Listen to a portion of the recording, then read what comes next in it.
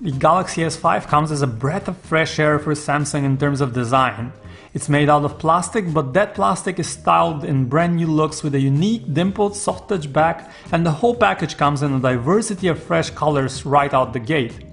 The Nexus 5 on the other hand is also plastic, but with a more rubbery feel of its soft touch unibody. It does not lack color variety either, as it's available in white, black or red. Design is subjective matter, so we won't judge either of these handsets based on their outwards appearance, but what's not subjective is the clearly visible size difference between the two. The Nexus 5 is more compact than the Galaxy S5 in all aspects. It's narrow and shorter, easier to hold. The Galaxy S5 has traded compactness for one key new feature. It is now protected from the elements and can withstand being submerged in water up to 30 minutes in a depth of up to 3 feet. While the Galaxy S5 buttons are clicky and easy to press, the Nexus 5 takes button craftsmanship up a level with its ceramic physical keys. Lock key is on the right and volume rocker on the left, and they have this very nice premium feel and they're easy to press with very nice travel, all little details that we've come to appreciate after using the phone for a while. However, the S5 also adds two new elements that are not found on the Nexus 5, a fingerprint scanner and a heart rate monitor.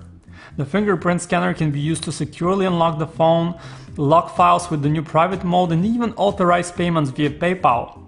It is a bit more fiddly than the iPhone 5s finger reader. It requires you to swipe from the bottom of the screen and through the home key, but after playing with it for a while you get used to it.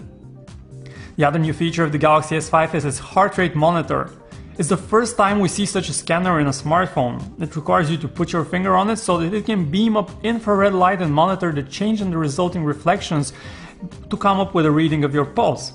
Our experience shows that it gets it right, but it requires some patience. You need to be silent and wait for a few seconds to get an accurate reading. The Samsung Galaxy S5 boasts a 5.1-inch display, slightly larger than the 5-inch screen of the Nexus 5.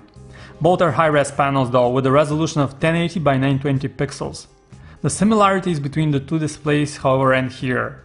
The two use vastly different underlying technology.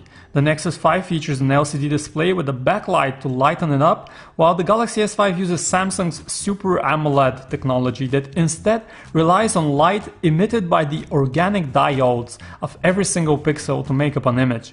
In the Galaxy S5, Samsung has made notable progress on overcoming some of the limitations of AMOLED technology in a screen that is brighter and more power efficient. With the gains that the S5 makes in that, it's also much easier to use outdoors and goes on par with the Nexus 5 in this regard. In terms of colors though, the Galaxy S5 has not changed much from its predecessors. In the default standard viewing mode, it features inaccurate colors with affinity for greenish tones and hugely overblown colors.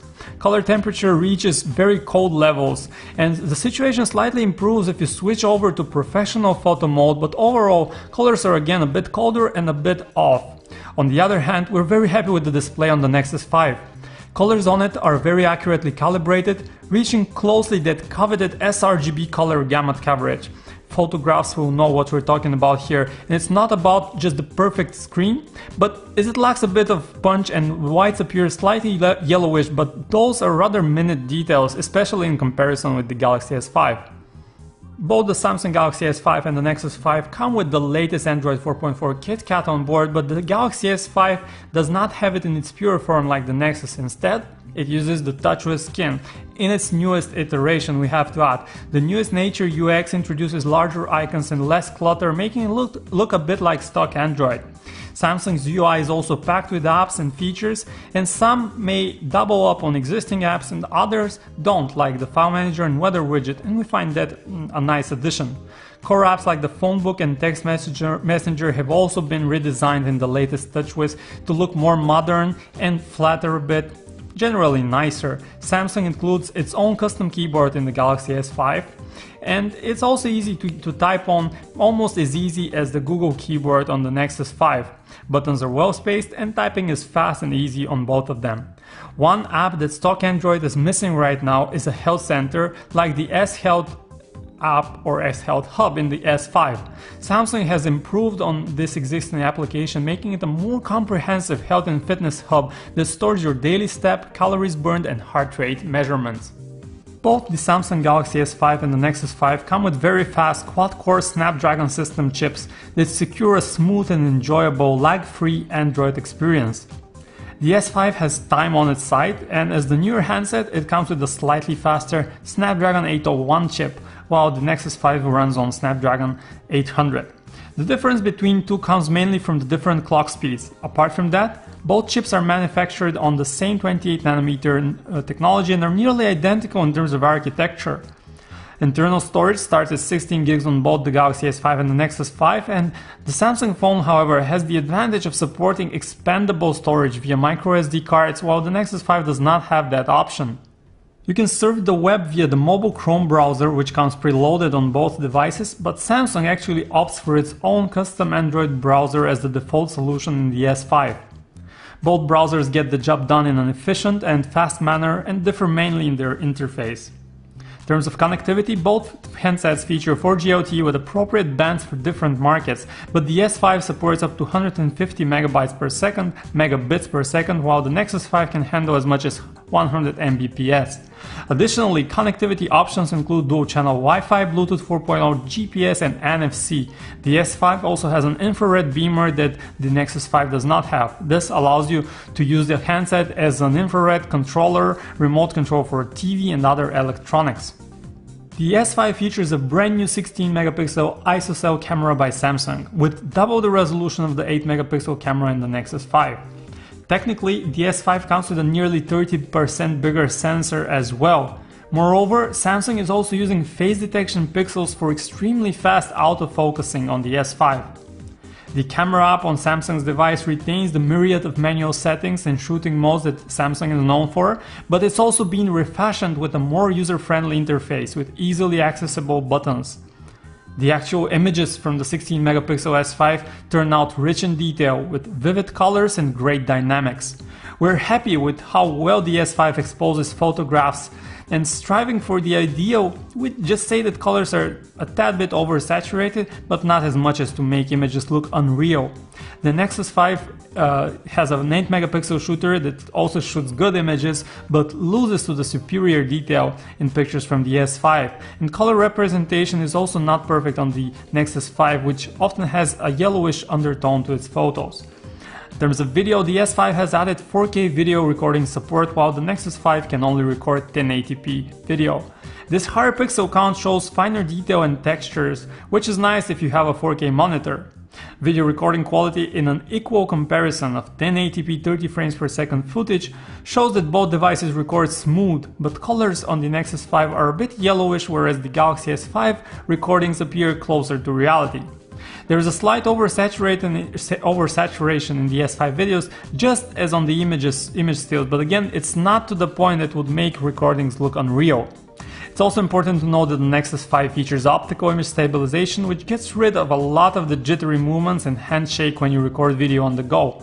Samsung only uses electronic video stabilization, which cannot achieve such high level of stability.